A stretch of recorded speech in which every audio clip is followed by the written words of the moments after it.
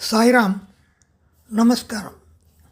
நாம் 10ஆம் பாவம் என்னும் கர்மஸ்தானத்தை பற்றி பார்க்க ஆரம்பித்தோம். இப்பொழுது இந்த கர்மஸ்தான பலனானது நம்முடைய முற்பிறவியின் எந்த காரணத்தினால் தடைப்படும் என்பதை சற்று ஆராய்ந்து பார்ப்போம். அதாவது நம்முடைய முற்பிறவியினுடைய பலன்களை சொல்லும் இடம் 5ஆம் இடம் என்னும் பூர்வ புண்ணிய ஸ்தானமாகும். இந்த 5ஆம் பாவத்திலே கிரகங்கள் கெட்டுப்போயிருந்தது அல்லது கர்மஸ்தானம் என்று சொல்லக்கூடிய 10ஆம் பாவத்தினுடைய கிரகமானது 5ஆம் பாவத்திலே கெட்டுப்போயிருந்தால் நம்முடைய முன்பிறவியிலே நாம் அந்த வேலை அல்லது கர்மா என்று சொல்லக்கூடிய பாவமானது தவறாக நடந்திருக்கும். நம்முடைய முற்பிறவியிலே நாம் செய்த தவறுகள், அதாவது ஒருவர் செய்கின்ற வேலையை தடுப்பது அல்லது ஒருவர் செய்த வேலையை அவமதிப்பது அல்லது ஒருவர் செய்த வேலைக்கு பாதகம் விளைவிக்குமாறு அதை கெடுப்பது அல்லது ஒருவர் செய்கின்ற வேலையை கூடவே இருந்து அதை நாசம் செய்வது போன்ற கெடு பலன்களை சுட்டி காண்பிக்கும். அந்த மாதிரி இருக்கக்கூடிய 5ஆம் பாவம் கெட்டு போயிருக்கக்கூடிய, அதாவது 5ஆம் பாவத்திலே 10ஆம் பாவத்தினுடைய அதிபதி நீச்சமாகவோ பகையாகவோ அல்லது ராகு கேது போன்ற கிரகங்களால் சூழப்பட்டோ அல்லது ராகு கேது போன்ற கிரகங்களின் பார்வையிலே இருந்திருந்தால் இப்படிப்பட்ட பலன்கள் ஏற்படும்.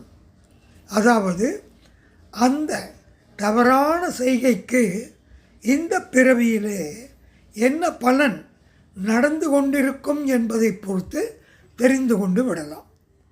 நாம் எப்பொழுதுமே ஒருவருக்கு உதவியாக இல்லாவிட்டாலும் உபத்திரவமாக இருக்கக்கூடாது என்று கூறுவார்கள். ஆனால் முன்பிறவியிலே அவ்வாறு நாம் உபத்திரவமாக இருந்ததன் காரணமாக இந்த பிறவியிலே நம் படிப்புக்கு தகுந்த வேலை கிடைக்காது. பல நேரங்களிலே படிப்பதிலேயே தடங்கல்கள் வரும். அதாவது நன்கு படிப்பார்கள், நல்ல அறிவாளியாக இருப்பார்கள், ஆனால் அவர்கள் படிப்பை தொடர முடியாமல் போய்விடும். அதுவும் மீறி படித்திருந்தால் அவர்களுக்கு அதற்கு தகுந்த வேலை கிடைக்காது.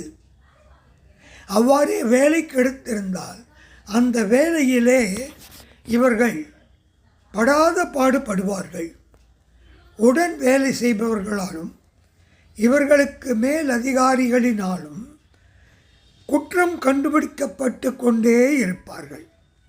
இவர்களுக்கு மனம் வெறுத்து போய் அந்த வேலையே நமக்கு வேண்டாம் என்று இவர்களே உதறிவிட்டு வருவார்கள். அல்லது இவர்கள் செய்யாத தவறுக்காக இவர்களுக்கு தண்டனை கிடைக்கும், அந்த வேலையே போய்விடும். இவர்களுக்கு செய்கின்ற வேலைக்கு ஊதியமானது கொடுக்கப்படாமல் நிறுத்தி வைக்கப்படும். அல்லது இவர்கள் செய்கின்ற வேலையானது இவர்களுடைய குடும்பம், இவர்களுடைய குழந்தைகள், தாய் தகப்பனை இவர்களை எல்லாம் விட்டு பிரிந்து எங்கேயோ தேசத்தில் போய் வேலை கிடைத்து அங்கும் அந்த வேலையிலே பிரச்சனைகளை சந்தித்து ஒழுங்காக சம்பாத்தியம் கிடைக்காமல் குடும்பத்தை காப்பாற்ற முடியாமல் அவதிக்குள்ளாவார்கள். இப்படிப்பட்டவர்கள் எல்லாம் முற்பிறவியிலே அடுத்தவர்களுடைய வேலையை கெடுத்தவர்களாக இருப்பார்கள். மற்றவர்களுடைய வேலைக்கு கிடைக்கக்கூடிய ஊதியத்தை தடை செய்தவர்களாக இருப்பார்கள்.